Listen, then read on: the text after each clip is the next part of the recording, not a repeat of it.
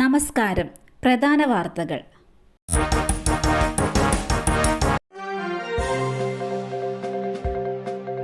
മഴ ദുരിതം. 4 ജില്ലകളിലെ വിവിധ വിദ്യാലയങ്ങൾക്ക് ഇന്ന് അവധി. സംസ്ഥാനത്ത് മഴ തുടരുന്നതിനിടെ 4 ജില്ലകളിലെ വിവിധ വിദ്യാഭ്യാസ സ്ഥാപനങ്ങൾക്ക് ഇന്ന് അവധി പ്രഖ്യാപിച്ചു. മഴയെ തുടർന്ന് ദുരിതാശ്വാസ ക്യാമ്പുകൾ പ്രവർത്തിക്കുന്ന സ്കൂളുകൾക്കാണ് കോട്ടയം, പത്തനംതിട്ട, വയനാട് കളക്ടർമാർ ഇന്ന് അവധി നൽകിയത്. ആലപ്പുഴയിൽ കുട്ടനാട് താലൂക്കിലും ഇന്ന് അവധിയാണ്. കഴിഞ്ഞ ദിവസങ്ങളിൽ ശക്തമായ മഴ ലഭിച്ച സാഹചര്യത്തിലാണ് അവധി. സംസ്ഥാനത്ത് മഴയുടെ ശക്തി കുറഞ്ഞെങ്കിലും വിവിധ ജില്ലകളിൽ ഒറ്റപ്പെട്ട ശക്തമായ മഴ പെയ്യുന്നുണ്ട്. ഇന്ന് 4 ജില്ലകളിൽ യെല്ലോ അലർട്ടും നൽകിയിട്ടുണ്ട്. ഈ സാഹചര്യത്തിലാണ് ക്യാമ്പുകൾ പ്രവർത്തിക്കുന്ന വിദ്യാഭ്യാസ സ്ഥാപനങ്ങൾക്ക് അവധി നൽകിയത്. കൊക്കയിൽ വീണ യുവാവിനെ രക്ഷപ്പെടുത്തി. വാഗമണിന് സമീപം ചാത്തൻപാറയിൽ കൊക്കയിൽ വീണ യുവാവിനെ രക്ഷപ്പെടുത്തി. തൊടുപുഴ വെങ്ങല്ലൂർ സ്വദേശി അരുണസ് നായരാണ് കാൽവഴുതി കൊക്കയിലേക്ക് വീണത്.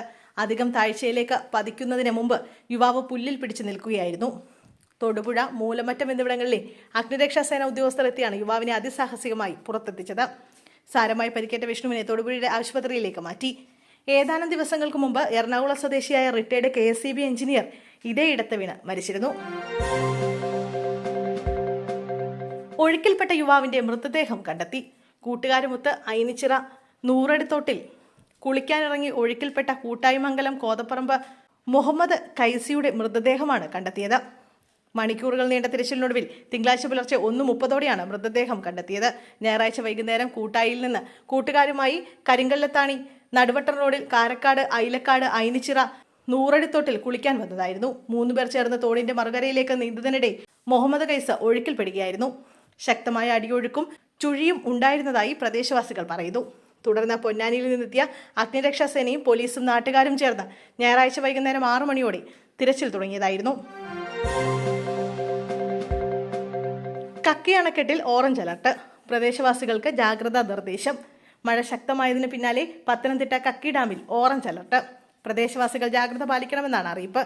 കക്കി ആനത്തോട് ഡാമിലെ ജലനിരപ്പ് ഓറഞ്ച് മുന്നറിയിപ്പ് നിലയിലായ 974.36 മീറ്ററിലെത്തിയ സാഹചര്യത്തിൽ പമ്പ നദിയുടെയും കക്കാട്ടാറിന്റെയും ഇരുകരകളിൽ താമസിക്കുന്നവരും പൊതുജനങ്ങളും ജാഗ്രത പുലർത്തണമെന്നാണ് മുന്നറിയിപ്പ്.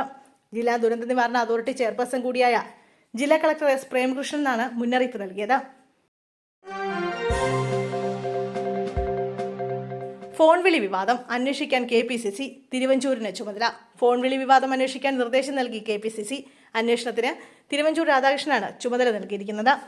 KPCC അധ്യക്ഷൻ സണ്ണി ജോസഫാണ് അന്വേഷണത്തിന് നിർദ്ദേശം നൽകിയത്. ശബ്ദരേഖ പ്രചരിച്ചതടക്കം അന്വേഷിക്കും. കോൺഗ്രസിനെ വെട്ടിലാക്കിയ ഫോൺ സംഭാഷണം പുറത്തു വന്നതിന് പിന്നാലെ പാലോട് രവി തിരുവനന്തപുരം DCC അധ്യക്ഷ സ്ഥാനം രാജിവെക്കുകയായിരുന്നു. നേതൃത്വത്തിന്റെ നിർദ്ദേശപ്രകാരമാണ് രാജി.